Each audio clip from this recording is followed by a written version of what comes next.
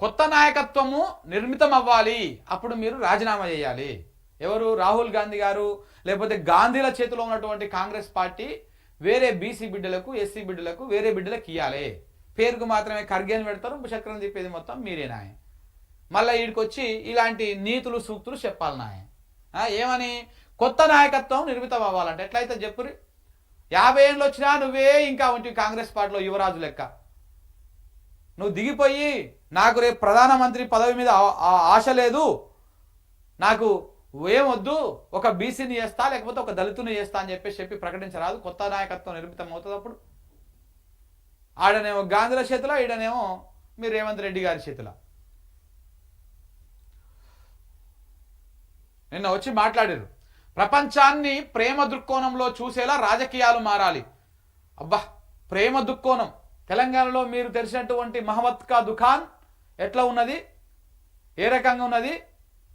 మీరు ప్రేమ దుకాణాలు తెరుస్తారు తెలంగాణ రాష్ట్రంలో. రాహుల్ గాంధీ గారు మీరు వచ్చి ప్రేమ దుకాణాలు తెరిచిరు తెలంగాణలో. జనాలను ఏడు దొరికితే వాళ్ళ మీద కేసులు పెట్టుడు, ఇబ్బందులకు గురి చేసుడు, ఎవడు మాట్లాడొద్దు, ఒక ట్వీట్ అయ్యొద్దు, మాట్లాడితే కేసులు, దాడులు, ప్రతీకార దాడులు, రాజకీయ చర్యలు, ఇవన్నీ కూడా కాంగ్రెస్ పార్టీ రాష్ట్రంలో చేసుకుంటా ఏమంటున్నాడు? ఇంకా ఈయన ప్రపంచాన్ని ప్రేమ దుఃఖోణంలో చూసేలా రాజకీయాలు మారాలంట. అప్పుడు కాంగ్రెస్ పార్టీని మొత్తానికి బొంద పెడితే తప్ప ఆ ప్రేమ కోణంలో దృక్కోణంలో చూసేటువంటి రాజకీయాలు రావు.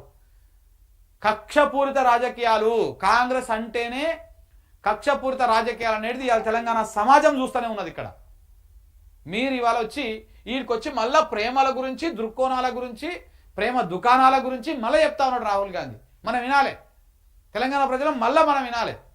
వీళ్ళు చేస్తున్నటువంటి కాంగ్రెస్ పార్టీ చేస్తున్నటువంటి దుర్మార్గాలు ప్రజల కళ్ళ ముంగలు కనపడతా ఉంటే కొంత కూడా సోయి లేకుండా, ఇంకా కూడా తెలుసుకోకుండా ఆ పాంప్లెట్ తీసుకొచ్చి ఇస్తే ఆ పాంప్లెట్లో చదివేసిపోతా ఉన్నాడు ఆయన రాహుల్ గాంధీ గారు.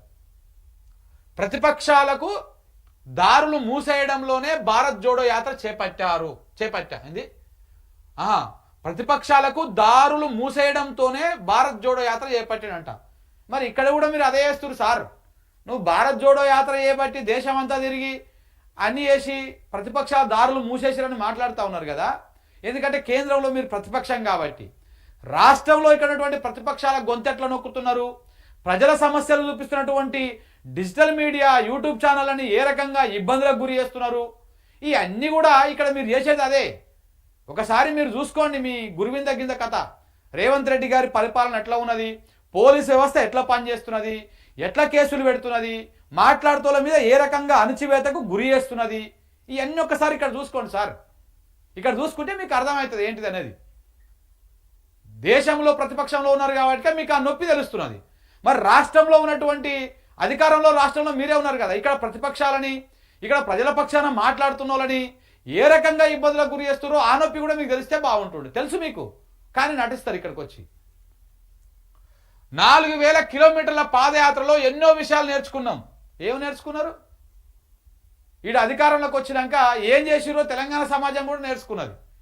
రేపు దేశంలో మీరు మళ్ళీ అధికారంలోకి వస్తే ఏం చేస్తారో కూడా తెలుసుకుంటారు. పచ్చి రాజకీయం తప్ప మీకు ఏమీ రాదు. పచ్చి రాజకీయమే. గెలిచినాక ఒక తీరు ఉంటుంది ఇలా కథ, గెలిచినాక ఇంకో తీరు ఉంటుంది. సో ఇట్లా వచ్చి నీతులు చెప్పిపోతా ఉంటాడు. నీకు ఏం తెలియదు.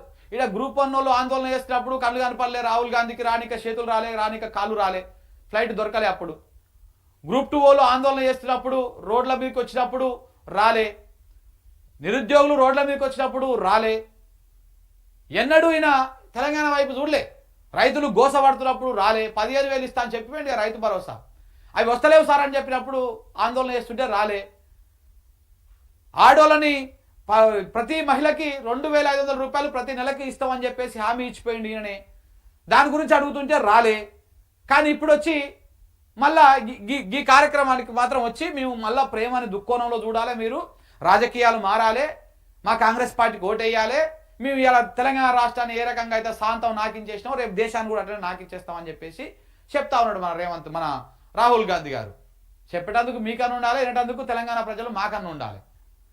ఇంకా కూడా మీరు నీతులు చెప్తే ఇంటందుకు, అవి నమ్ముతందుకు.